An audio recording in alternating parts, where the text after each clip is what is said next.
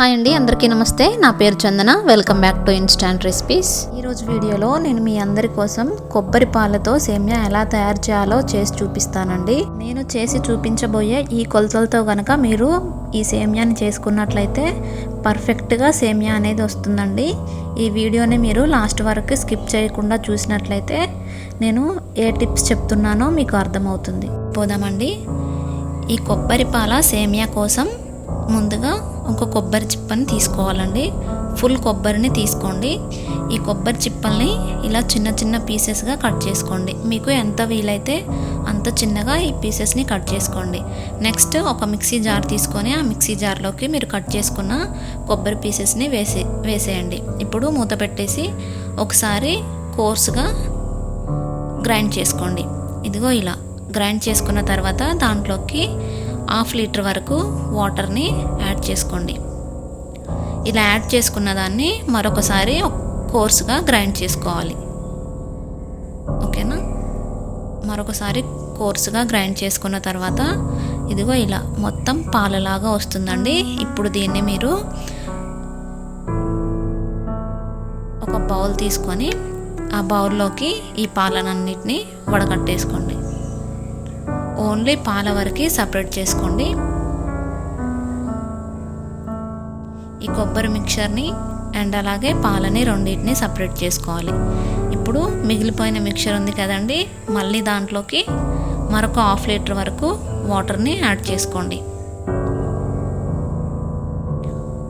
ఇలా వాటర్ని యాడ్ చేసుకున్న తర్వాత దీన్ని మరొకసారి గ్రైండ్ చేసుకోండి. మరొకసారి మొత్తం ఫోర్స్గా గ్రైండ్ చేసుకోవాలండి. ఇలా గ్రైండ్ చేసుకున్న దాన్ని మళ్ళీ పాలని తీసుకోవాలి. ఇలా 1 లీటర్ వరకు ఈ కొబ్బరి నుంచి పాలని తీసేసుకోండి. నెక్స్ట్ స్టవ్ ఆన్ చేసుకోండి. ఇప్పుడు తీసిన కొబ్బరి పాలు ఉన్నాయి కదండి, ఆ పాలని ఇలా హీట్ చేసుకోవాలి. ఈ పాలు అనేది హీట్ అయ్యేటప్పుడు మీరు కలుపుతూనే ఉండాలి, లేదంటే పైన అట్టు కట్టేస్తుంది. ఇలా అట్టు కట్టకుండా ఉండాలండి. ఇలా కంటిన్యూస్గా కలుపుతూనే ఉండండి. ఈ పాలు అనేవి చిక్కబడేంత వరకు కలుపుతూనే ఉండాలి. ఓకేనా? నెక్స్ట్ మరొక స్టవ్ మీద ఒక కళాయి పెట్టుకోండి. దాంట్లోకి 2 టేబుల్ స్పూన్స్ ఆఫ్ నెయ్యిని యాడ్ చేసుకోవాలండి. 2 టేబుల్ స్పూన్ నెయ్యిని యాడ్ చేసుకున్న తర్వాత ఈ నెయ్యి అనేది కొద్దిగా హీట్ అవ్వాలండి. ఈ హీట్ అయిన ఆయిల్లో ఒక 10 జీడిపప్పుని వేసుకోవాలి. ఈ జీడిపప్పు అనేది కొద్దిగా కలర్ చేంజ్ అవ్వాలండి. ఇలా కొద్దిగా కలర్ చేంజ్ అయిన తర్వాత వేరొక బౌల్లో తీసుకొని పక్కన పెట్టేసుకోండి. ఇప్పుడు అదే ఆయిల్లో ఒక 10 కిస్మిస్ని కూడా యాడ్ చేసుకోండి. ఈ కిస్మిస్ని వేసేటప్పుడు ఆయిల్ అనేది బాగా హీట్ అవ్వకుండా చూసుకోవాలండి, ఎందుకంటే ఈ కిస్మిస్ అనేవి త్వరగా మాడిపోతాయి. ఇలా కొద్దిగా కలర్ చేంజ్ అవ్వగానే మరొక బౌల్లోకి తీసుకొని పక్కన పెట్టేసుకోండి. ఇప్పుడు అదే నెయ్యిలో 1 కప్ సేమియాని యాడ్ చేసుకోండి.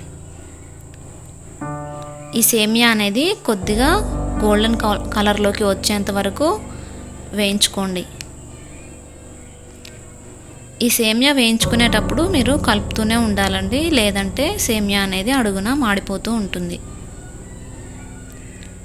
ఇలా కంటిన్యూస్గా కలుపుతూనే ఉండండి.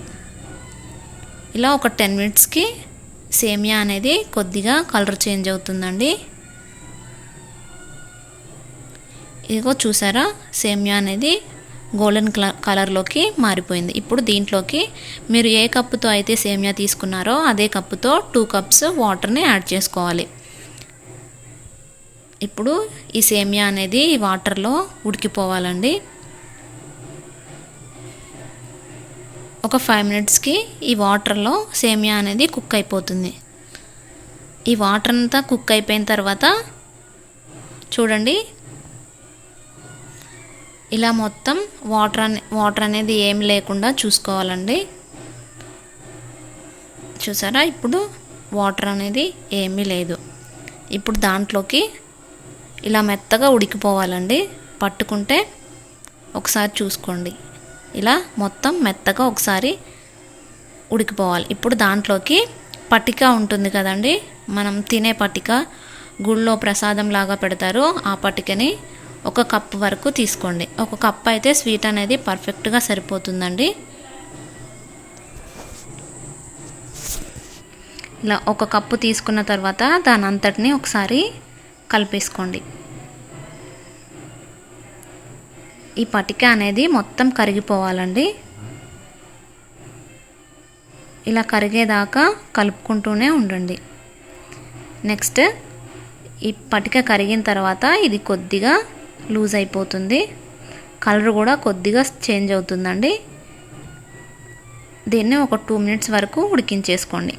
నెక్స్ట్ దాంట్లోకి మనం ముందుగా కాచిపెట్టుకున్న కొబ్బరి పాలు ఉన్నాయి కదండి, ఆ పాలని దీంట్లోకి ట్రాన్స్ఫర్ చేసేసుకోండి. ఈ కొబ్బరి పాలు పోసుకున్న తర్వాత దీని అంతటిని ఒకసారి కలుపుకోవాలి. ఇలా మొత్తం ఒకసారి కలిపేసుకోండి. ఈ కొబ్బరి పాలలో సేమియా అనేది ఒక 5 మినిట్స్ వరకు ఉడికించుకోవాలండి.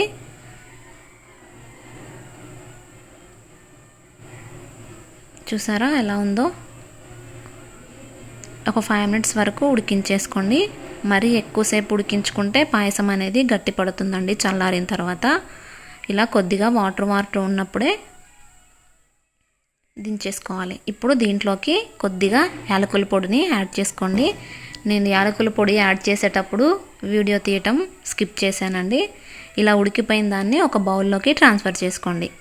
ఒక బౌల్లోకి ట్రాన్స్ఫర్ చేసుకున్న తర్వాత మనం ముందుగా వేయించి పెట్టుకున్న జీడిపప్పు, కిస్మిస్ ఉన్నాయి కదండి, అవి వాటిని పైన ఇలా గార్నిష్ చేసుకోండి. అంతే అండి, ఎంతో సింపుల్గా ఈ కొబ్బరి పాల పాయసాన్ని మీరు కూడా మీ ఇంట్లో ట్రై చేసి ఎలా ఉందో నాకు కామెంట్ చేయండి. ఈ వీడియో కనుక మీకు నచ్చినట్లయితే ప్లీజ్ నా ఛానల్ని సబ్స్క్రైబ్ చేయటం మాత్రం మర్చిపోకండి. అండ్ అలాగే లైక్ చేయండి, షేర్ కూడా చేయండి. ఇప్పటిదాకా నా వీడియో చూసినందుకు థ్యాంక్ యూ అండి.